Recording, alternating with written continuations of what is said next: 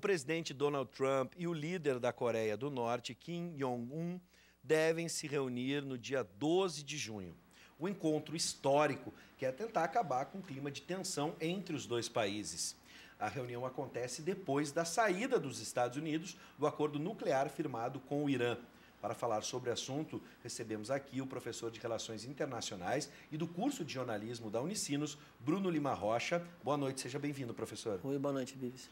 Bom, o que significa, primeiro, esse encontro entre os dois, esse momento, dá para a gente chamar realmente um momento histórico? É um momento histórico, mas eu queria reafirmar que isso faz parte da agenda do presidente Trump dos Estados Unidos. Por quê? Porque o poder de barganha da Coreia do Norte em função do seu amparo chinês ou da sua relação direta com Beijing faz com que a Coreia do Norte se permita abrir mão, né, do seu programa nuclear e certamente vai exigir uma suspensão do bloqueio econômico sobre o seu país. Então, é um momento histórico e é muito bem orquestrada a agenda, que ela corre em paralelo, mas ela se soma a essa sensação de oportunidade de Washington com Trump à frente, que rompe o acordo nuclear com o Irã. Então, serve como elemento de legitimação, avisando ao mundo, países hostis à nossa superpotência, America First, né? Façam um acordo com a gente, que vocês terão um destino de preservar o seu regime, como a Coreia do Norte, e podem receber benefícios ou suspender sanções como nós impomos de maneira unilateral. Acontece que o Irã, o buraco é muito mais embaixo. Bom, agora vamos tentar entender isso, né? Qual a importância desse acordo firmado em 2015 para a comunidade internacional? Vou ser simplório, que o negócio é muito complicado, tá? Imagino. É evitar uma guerra nuclear. Já ajuda muito. Já ajuda muito. Verdade. Tá? Porque com o acordo que o Irã assinou, e vamos ter um acordo multilateral, ele é fruto de várias tentativas. Teve um período dessa tentativa também foi feita pelo Brasil, com o esforço diplomático brasileiro e da Turquia, países emergentes, países fortes. Eu costumo dizer que o Brasil só é pequeno na cabeça de sua elite dirigente. O Brasil é um país que poderia ser um país poderosíssimo no sistema internacional. Sim. Esse acordo foi firmado por Estados Unidos, Rússia, China, países europeus, Inglaterra, França, Alemanha e a própria União Europeia. Então, este acordo preservava Teherã de ter autonomia nas pesquisas científicas e evitava, por exemplo, uma solução de última instância como um ataque unilateral de Israel ao Irã, caso o Irã tivesse o risco de ter a bomba atômica, ou também um ataque coordenado junto à Arábia Saudita. Porque qual é o problema do Irã? E eu sou obrigado a falar isso no ar, senão pode ter muita má repercussão. Eu, Bruno, profissional da área, entendo que Israel tem o direito de existir. E entendo como um profundo equívoco qualquer Estado da região que entenda que Israel não deve existir. Assim como é absurdo não ter um Estado palestino. Ponto. Digo isso para evitar derivações de debate em redes sociais depois. Sim. Mas que a hipótese de conflito de Tel Aviv, sobre qualquer governo, trabalhista, do Likud, etc., é que o Irã, tendo a bomba, ele é passível de usá-la num conflito regional, essa hipótese trabalha também como intervenção militar para evitar que tenha bomba. Então, o acordo evita uma guerra. E sem um acordo, é mais plausível que tenhamos um conflito de média escala na região. Um conflito regionalizado é o da Síria, mas um conflito de média escala pode ser uma coalizão, não está longe disso, tá? Saudita-Suni, por um lado, mais os interesses de Israel versus o eixo de resistência, como chama o Irã, com seus aliados xiitas e por exemplo, um ex-governo panarabista, como é o caso da Síria, que é um governo alauíta, proto-xiita seria, Sim. ou do xismo ampliado. É um perigo, o que a Casa Branca fez é um absurdo, uma irresponsabilidade, é um perigo para toda a região. Bom, e a gente está vendo o reflexo disso em movimentos agora, muito recentes. Quais podem ser as consequências, curto, médio prazo, para as relações diplomáticas entre Estados Unidos e Irã?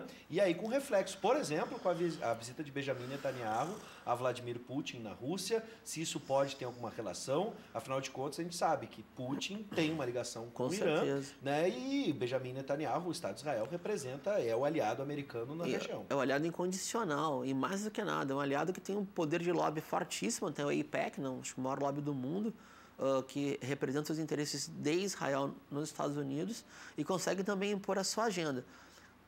Bives, só a Arábia Saudita tem uma encomenda para 8 a 10 anos de 100 bilhões de dólares em defesa, em armamento. Quando o Trump fala primeiro América, America First, é primeiro dentro da América a indústria bélica. Tá. Então, qualquer instabilidade na região favorece aos seus financiadores de campanha mais importantes, tá? E mexe com esse imaginário do estadunidense médio, que é um horror, né? É um Homer Simpson conservador, assim. Essa que é a dimensão. Eu vou falar no ar o que eu ouvi de um ex-subsecretário de Estado do governo anterior dos Estados Unidos. Ele disse com essas palavras na CNN: eu espero que os países europeus não se deixem levar por essa irresponsabilidade de Washington e preservem um acordo e não sejam secundários em relação à política externa dos Estados Unidos.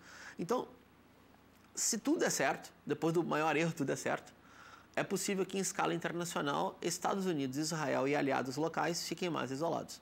O que não quer dizer que eles vão ter menos capacidade de ação. Veja só como é que é coincidente. No dia 7, o Hezbollah ganha as eleições no Líbano. Era previsível. Hezbollah, Amal e seu grupo de aliados. Tá? No dia seguinte, o Trump disse que vai rasgar a parte de forma unilateral a presença dos Estados Unidos no acordo, correto? Okay. E aí, subsequentemente, tem conflitos em Golã na véspera e no dia seguinte, ataques diretos da aviação israelense a supostos alvos iranianos. Eu não posso afirmar porque a gente não sabe quais são os mapas da guerra da Síria, mas eu posso afirmar que sim, a ocupação em Golã ela é ilegal, ela foi tomada a partir de uma guerra em 67 e nunca mais foi devolvida. Então, a tensão Israel-Irã, ela não é uma tensão diplomática como se fosse pouca coisa. Não é uma tensão verbal, é uma tensão bélica cujo cenário é a guerra da Síria. A Síria estava quase resolvendo o seu conflito interno. E agora? Bom, Trump também anunciou que nações que ajudem o Irã a buscar armas nucleares podem ser fortemente sancionadas. Para quem é esse recado e quais consequências podemos esperar disso? E a gente tem visto na política americana essa agora guerra comercial. A gente vê em determinados momentos com diferentes atores internacionais uma guerra comercial. Eles têm se usado bastante disso também? Então, vamos pensar. Quais países poderiam auxiliar no esforço nuclear iraniano? Os países que já têm tecnologia nuclear, né? França tem, Inglaterra tem, a Alemanha não tem, a OTAN como um todo tem, mas a OTAN não vai ceder. A Alemanha tem tecnologia nuclear, mas não tem a bomba. Sim. A China tem, a Rússia tem. Então o recado é muito direto. Paquistão tem, Israel tem. Israel não vai ceder. Paquistão, acho difícil, pela relação com os Estados Unidos. O que eu fico imaginando é se as sanções a empresas europeias vão se dar. Vão se dar de fato. Porque se os seus países são soberanos e não assinarem, ou seja, não saírem do acordo já assinado, então não tem sanção. Esse é o perigo que eu fico imaginando. Ou seja, também para a política externa dos Estados Unidos aumenta o seu isolamento e pode aumentar o poder de barganha e determinação de Alemanha e França nessa escala. Mas, sem dúvida nenhuma, é uma maneira de entregar a influência do Oriente Médio para a Rússia e para a China ainda mais. Porque vai ser a única saída econômica. Porque, vejam bem, qual é o grau de confiabilidade que tem um acordo que foi assinado em 2015, houve uma troca de governo por eleições, tá? Indiretas, mas foram, e aí o presidente que assume vai e rasga. Então, tu fica refém da política da América dos Estados Unidos? Sim, superpotência é isso. Um espirro nos Estados Unidos é um furacão no mundo inteiro. Bom, a gente tem olhado muito para o que acontece, ou o que pensa, ou o que faz os Estados Unidos. Mas, do outro lado, o outro ator nessa situação é o presidente Hassan Rouhani, né, que advertiu que o Irã enriquecerá urânio como nunca, caso não haja uma solução logo. Agora vamos tentar entender o que pensa o lado iraniano. Olha, as palavras do Trump foram muito ameaçadoras. Primeiro que houve uma calúnia internacional dizendo que o Irã apoia a Al-Qaeda e o Talibã, coisa que não é verdade, porque o Irã tem relações com partidos xiitas e com alguns movimentos sunitas como o Hamas, mas jamais teve relação com o integrismo da Al-Qaeda e do Talibã. Impossível. Isso aí é a área de influência saudita. Então, está errado. Segundo, o presidente Trump falou diretamente aos 80 milhões de iranianos, dizendo: vocês podem confiar na América. Parecia o Reagan falando. Parecia a foto Rambo na hora. E propondo uma mudança de regime. Isso faz o que na política interna iraniana? Que a gente pode observar de longe. Isso fortalece as relações internas conservadoras e da teocracia. Diminui a dimensão republicana do Irã e fortalece a dimensão islâmica teocrática do Irã, que é de defesa nacional e é de afirmação da sua soberania, ainda que com valores conservadores. Então, instituições como a Guarda Revolucionária da República Islâmica, a inteligência da Pasdaran e a gigantesca milícia Abbasside, tem 8 milhões e pouco de filiados, são uma espécie de... É um movimento de massas do xismo iraniano. Sinceramente, não é que deram pulos de alegria, mas agora se arvoraram de razão.